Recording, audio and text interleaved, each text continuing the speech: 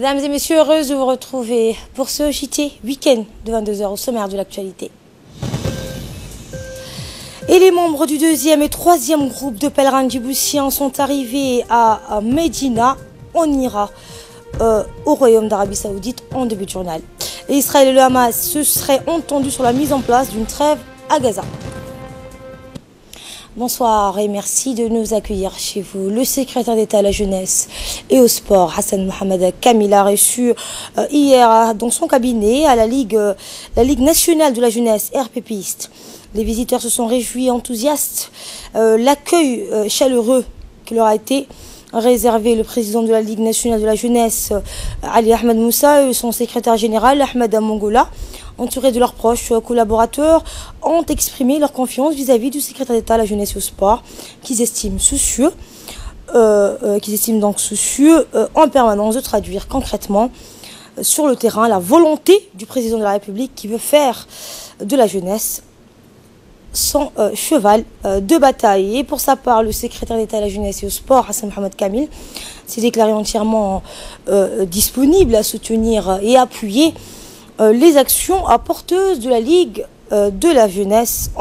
en faveur de la jeunesse djiboutienne.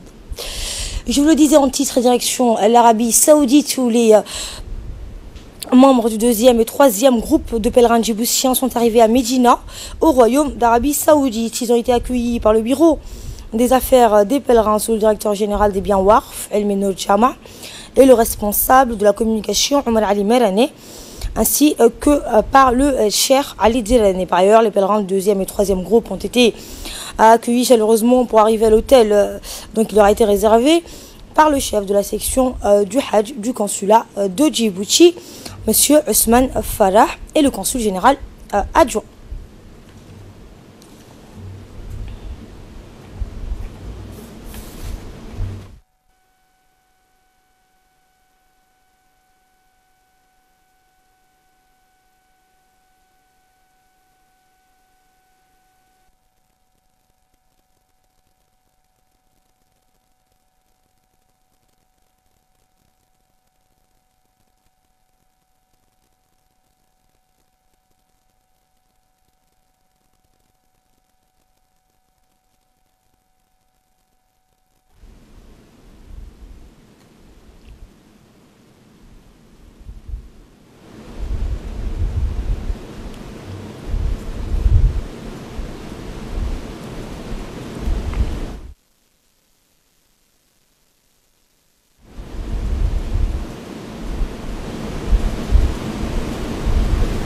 Retour à Djibouti et santé, cette fois où le ministère de la Santé a organisé avec l'appui de l'OMS un atelier de formation de 5 jours à l'hôtel Acacia sur la réglementation globale du conditionnement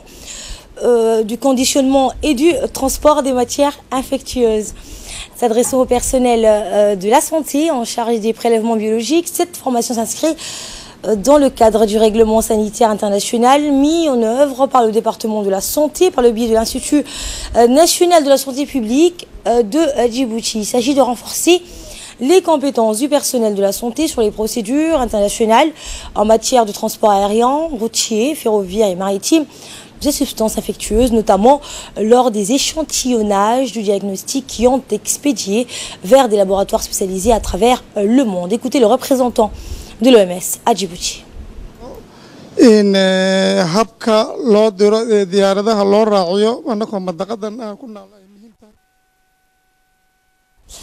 prenons la parole, le directeur des ressources humaines par intérim a salué l'engagement du personnel de la santé qui ont participé et suivi cet atelier de formation avec assiduité et professionnalisme. Nous l'écoutons.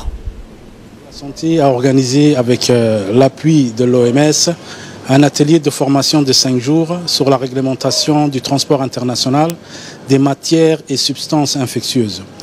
Cette formation donc s'inscrit dans le cadre de l'application du règlement international sanitaire mise en œuvre par le ministère de la Santé par le biais de l'Institut national de santé publique.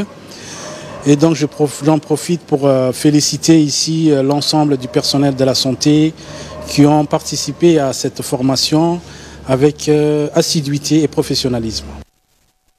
En bref, et en image, l'agence djiboutienne des routes, l'ADR, a donc mené un processus de supervision et de bonne conduite sur le projet de viabilisation de 27 routes de linéaire total de 9 km à construire à Haramous Sud. Le projet de viabilisation de la voirie de Haramous Est est construit donc par l'entreprise Hawk International. Donc ces travaux ont été achevés.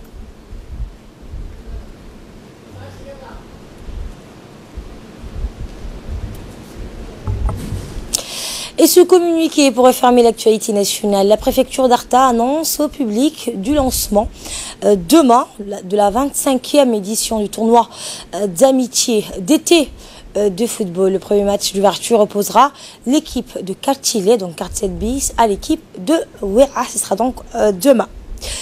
Et de là, nous passons aux nouvelles régionales et internationales. Je vous disais en titre, Israël et le Hamas se seraient entendus sur la mise en place d'une trêve à Gaza.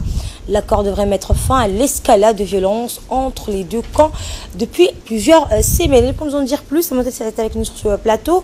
Bonsoir Samotel. Bonsoir Asma, bonsoir à vous. Eh bien, Asma, jeudi a été particulièrement sanglanté. Les milices Asma palestiniens ont lancé 200 projectiles.